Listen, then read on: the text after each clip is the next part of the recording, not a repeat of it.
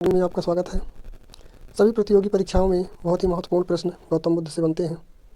तो हम लोग गौतम बुद्ध के बारे में पढ़ेंगे। बौद्ध धर्म के संस्थापक कौन थे? बौद्ध धर्म को पढ़ेंगे। बौद्ध धर्म के संस्थापक गौतम बुद्ध थे। गौतम बुद्ध को एशिया का ज्योतिर्पुंज भी कहा जाता है। गौतम बुद्ध को क्या कहा जाता है? एशिया का ज्योतिर्पुंज, light of Asia Gautam Buddha को कहा जाता है। गौतम बुद्ध का जन्म 563 ईसा पूर्व में कपिलवस्तु के लुम्बिनी नामक स्थान पर हुआ था। लुम्बिनी वर्तमान में नेपाल में स्थित है। इनके पिता शुद्धोधन साक्यगढ़ के मुखिया थे। इनके पिता शुद्धोधन साक्यगढ़ के मुखिया थे। इनकी माता माया देवी की मृत्यु, कई बार पूछा जाता है कि महात्मा बुद्ध की माता क्या नाम था? माया देवी था। माया देवी की मृत्यु उनके जन्म के 7वें दिन हो गई थी। इसके बाद उनका लालन पालन सौतेली माँ प्रजापति गौतमी ने किया था। सौतेली माँ ये मौसी है, गौतम बुद्ध की माँ की बहन सौतेली माँ जो मौसी। गौतम बुद्ध के बचपन का नाम सिद्धार्थ था। गौतम बुद्ध का विवाह 16 वर्ष की अवस्था में यशोधरा के साथ हुआ था। उनके पुत्र का नाम राहुल था। सिद्धार्थ जब कपिलवस्तु की सैर पर निकले तो उन्होंने 4 दृश्य देखे थे। ये दृश्य पूछे जाते हैं। पहला दृश्य देखा उन्होंने, पहले किसको देखा? बूढ़े व्यक्ति को देखा, बूढ़े व्यक्ति को। दूसरा किसको देखा? एक बीमार व्यक्ति को देखा। और तीसरा एक मृत शरीर, और चौथा सन्यासी। उनको ये सन्यासी ज़्यादा ही अच्छा लगा, इसलिए बाद में उन्होंने सन्यास जीवन ग्रहण किया। सांसारिक समस्याओं से व्यथित होकर सिद्धार्थ 29 वर्ष की अवस्था में गृह त्याग किया। घर को उन्होंने छोड़ दिया। गृह त्याग को बौद्ध धर्म में महाभिनिष्क्रमण कहा जाता है। कई बार पूछा गया प्रश्न है ये कि गृह त्याग को बौद्ध धर्म की भाषा में क्या कहा जाता है? महाभिनिष्क्रमण कहा जाता है। बहुत ही इंपॉर्टेंट क्वेश्चन है, आप लोग इसको याद रखेंगे। गृह त्याग करने के बाद सिद्धार्थ वैशाली के अलार कलाम उनके पहले गुरु हैं, इनको ध्यान दे दिएगा। सांख्य दर्शन की शिक्षा ग्रहण की। पहले गुरु कौन है? अलार कलाम। और इन्होंने कौन सी शिक्षा ली? सांख्य दर्शन की शिक्षा ली। अलार कलाम सिद्धार्थ के प्रथम गुरु थे। अलार कलाम के बाद सिद्धार्थ ने राजगिरी के रुद्रा रामपुत्र से शिक्षा ग्रहण की। कई बार रुद्रा का रामपुत्र भी लिखा होता है। बिना अन्न जल ग्रहण किए 6 वर्ष की कठिन तपस्या के बाद गौतम बुद्ध बिना अन्न जल ग्रहण किए 6 वर्ष की कठिन तपस्या के बाद 35 वर्ष की आयु में वैशाली की बैसाख की पूर्णिमा की रात निरंजना फल्गु नदी के किनारे पीपल वृक्ष के नीचे सिद्धार्थ को ज्ञान की प्राप्ति हुई।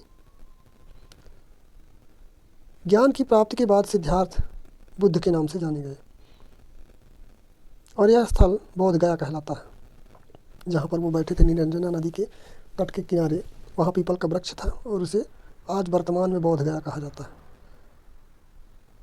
बुद्ध ने अपना प्रथम उपदेश सारनाथ ऋषिपत्तनम में दिया। बौद्ध धर्म के प्रथम धर्म चक्र प्रवर्तन कहा जाता है। प्रथम धर्म चक्र प्रवर्तन, ऐसा कहा जाता है कि पहले है ये धर्म के बारे में उपदेश देने वाले, पहले हैं गौतम बुद्ध। बुद्ध ने अपना उपदेश जनसाधारण भाषा पाली में दिया। पूछा जाता है कि बुद्ध ने सर्वप्रथम अपना उपदेश किस भाषा में दिया? तो पाली भाषा में दिया। बुद्ध ने अपने उपदेश कौशल वैशाली बुद्ध ने अपना उपदेश जनसाधारण भाषा पाली में दिया। कई बार पूछा गया कि बुद्ध ने अपना उपदेश सर्वप्रथम किस भाषा में दिए थे? पाली भाषा में दिए थे। एक कौशाम्बी अन्य राज्यों में दिया, कौशाम्बी में दिया और अन्य राज्यों में भी अपना उपदेश दिए। कौशल देश की राजधानी उस समय श्रावस्ती थी।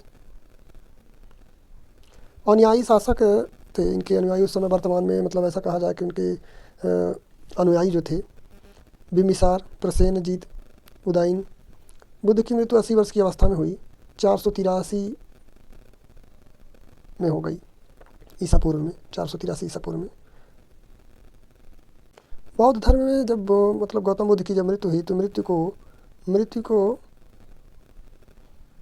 उनकी भाषा में महापरिनिर्वाण बोला जाता है। गौतम बुद्ध के मतलब बौद्ध धर्म में मृत्यु को महापरिनिर्वाण कहा जाता है।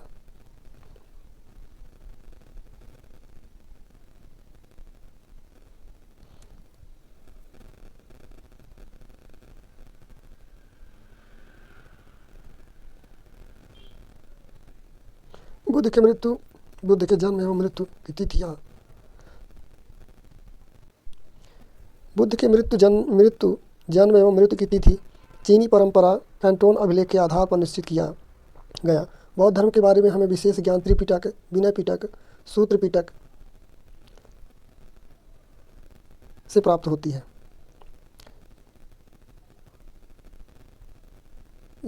पा है पिटकों, 3 पिटकों में भाषा, ये तीनों पिटकों की भाषा ये पाली थी, तीनों ग्रंथ थे। बौद्ध धर्म में पुनर्जन्म की मान्यता है।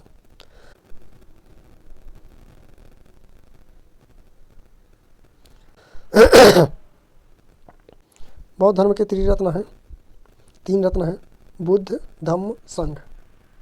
प्रथम बौद्ध संगीत 483 ईसा पूर्व में राजगृह में हुई थी।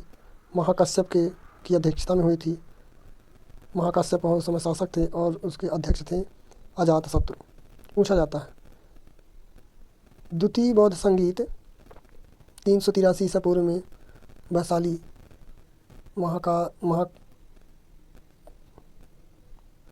यदि आप लोगों को हमारा चैनल पसंद आए, आप लोगों को लगे कि कुछ अच्छा ज्ञान प्राप्त हो रहा है, तो MS अकेडमी चैनल को सब्सक्राइब करें, वीडियो को लाइक करें और अपने मित्रों के बीच में शेयर करें। धन्यवाद।